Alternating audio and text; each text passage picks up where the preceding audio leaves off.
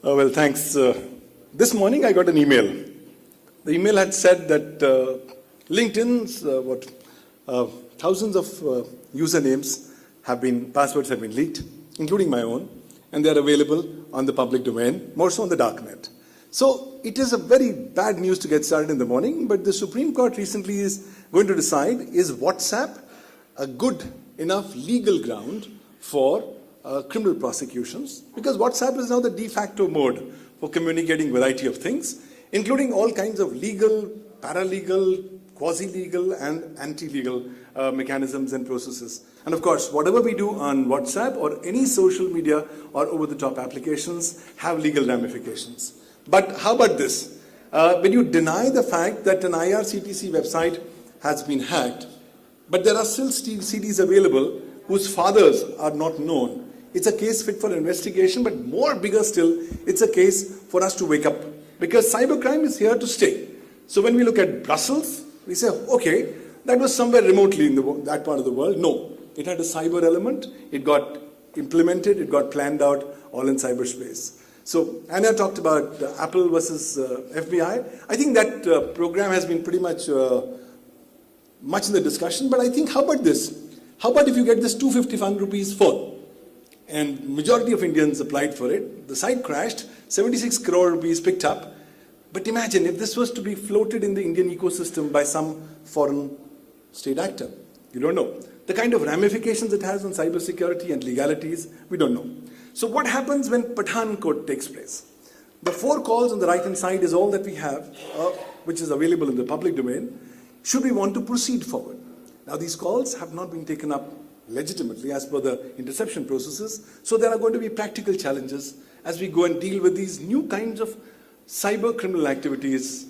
So Ashley Madison is a fabulous website. The world's biggest online dating website says life is short, have an affair. And 30 million of the users' IDs were broken.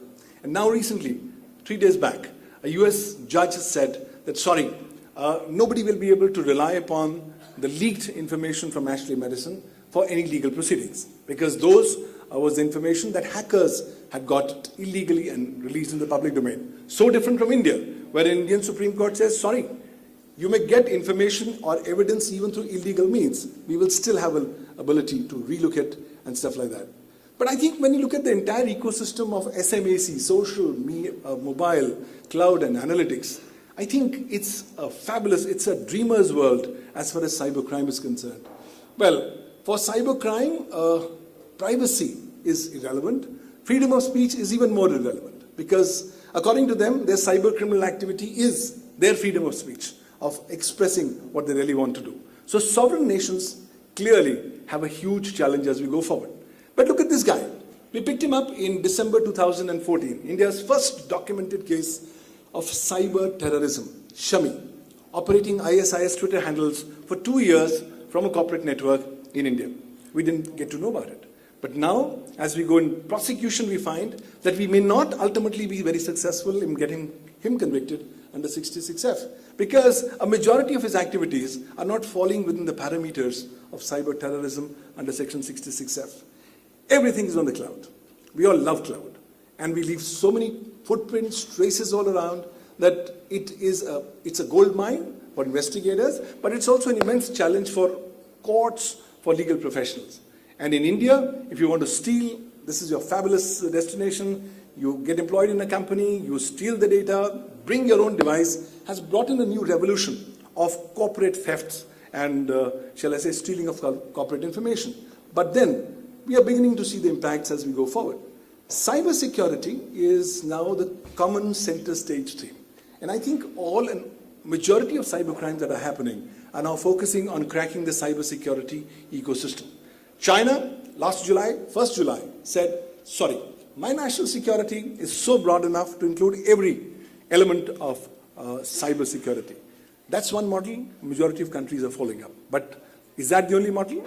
Well, they have come up with a very detailed model on cyber terrorism, possibly the most detailed legal provisions that exist across the world on cyber terrorism, but we still don't know how to deal with it. In India, we just have one tool, section 66F, to deal with cyber terrorism, and we're not particularly very effective in that regard. On top of it, cyber radicalization is now the biggest challenge, and the law has no answers, primarily because the law was never drafted keeping in mind the realities of cyber radicalization, despite a massive wave of cyber radicalization that's happening across northern India. But I think it's the dark net that I believe most of the people are underplaying. My personal opinion is that darknet is here to stay. And more cyber criminal activities are happening from the darknet. Bigger issue is, at a time when the law enforcement agencies across the world are not very clear how do we want to pierce the anonymity wheel on the darknet, the bigger issue is how do we track hold of these guys. So somewhere down the line, some responsibilities of service providers will have to come in. India, massive nation, 67% of all online users only accessing internet through mobiles. So logically, mobile crime is the de facto flavor of the season, shall I say, in India. And of course, those are issues that need to be covered. We did cover some of them under the amendments to the Information Technology Act, but lots remains yet to be done. Because ultimately, it's this cybercrime as a phenomenon that's beginning to be a big challenge for our country. Why so? We've got limited convictions. When I was the counsel for India's first cybercrime conviction for the complainant way back in 2003, and from those days till dates, if it's a handful of cybercrime convictions, there's a distinct disconnect in the law per se. And in the 2008 amendments, a historical mistake took place where we made a majority of cybercrimes as bailable offences. So good, bad, or worse, ladies and gentlemen, you'll have to realize that in India, if you're dealing with data and information in the electronic form, as also use of computers, computer systems, and networks, the Indian cyber law is applicable to you. You don't need to be a lawyer to know that. Why? It's provided the legal framework for everything digital, everything mobile, but more significantly, it's legalized the electronic contract. So how about it if your electronic contract is used for criminal purposes and you enter into a criminal electronic contract? How do we deal with such a scenario? How do we land up proving and getting convictions? Governance is great, but governance in the electronic ecosystem has its own challenges coming up again from cyber criminals and cyber terrorists. So some of the cyber crimes are covered under the law. We've done a good job, but still we have miles to go as far as the nation is concerned. 66A being scrapped last year is a slight, shall I say, setback. But more significantly, I think a lot of elements in 66A need to be coming back, primarily because after 66A being struck off, cyber bullying, cyber trolling, and cyber harassment have actually multiplied without any effect. So it's here I think we need to concentrate as a nation, and that's what the chairperson talked about, intermediaries. Ultimately, these are the guys who will have to be the key stakeholders as we go forward in detecting, investigating, and prosecuting cyber criminal activities. Our existing law has certain ramifications for intermediaries, but most of them are not effectively enforced. So I'll just like to conclude by saying a lot of things need to be done. Number one, laws need to be updated. As a law student, I believe laws will be an important component as we go forward in fight against cybercrime. The newly emerging mobile and social media crimes need to be distinctly addressed. Electronic evidence, definitely rules have to be reviewed, because after the Anwar versus Bashir case of the Supreme Court on 18th of September 2014, life has become completely challenging for all law enforcement agencies. For everything that you do in respect of an electronic ecosystem or a cybercrime matter, you will have to get a certification under Section 65B of the Indian Evidence Act. And the certification must, as the Supreme Court says, exactly reproduce all the conditions that are given therein. You don't get a certification, Supreme Court says, I'm going to treat all your electronic evidence as waste paper basket material.